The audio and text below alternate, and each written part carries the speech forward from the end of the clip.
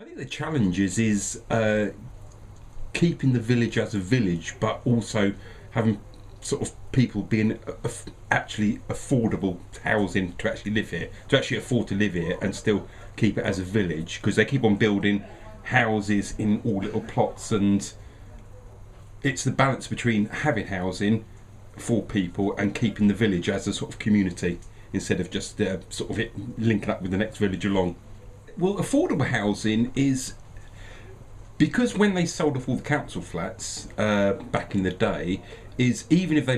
built some affordable housing in the village, and my biggest concern was that it never got sold on, because as soon as they sell it to the person that's got it, when they sell it, they're going to they're trying to get as much money out of it as possible, because it's human nature, and why wouldn't you? So if they do affordable housing, it's got to stay as either housing association or council stock, so that people don't actually own it, because that's the only way you ever get affordable housing.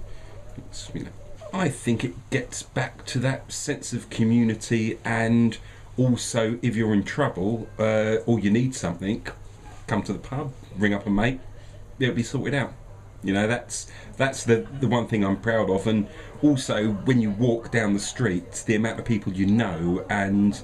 it's generally comes back to the sense of community again. It all comes down to, because I lived in London for years, it all comes, and I moved out here deliberately because London's brilliant when you're young, because it's an absolutely cracking place, but when you get a bit older, it's just an anonymous sort of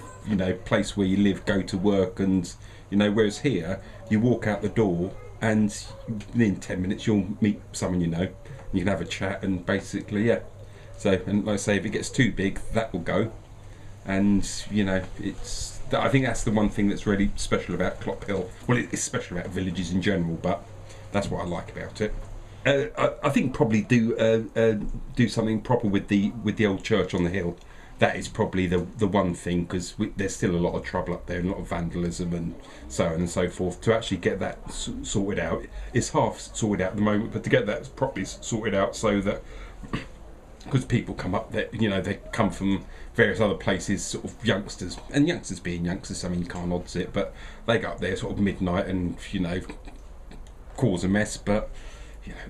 not that I never did anything like that when I was young, but I mean, if there was one thing to improve it, I would say make that bit up there a proper part of the community where people were, so that it's not just left at night time to be generally used as a drinking and drugs den. So that'd be that one.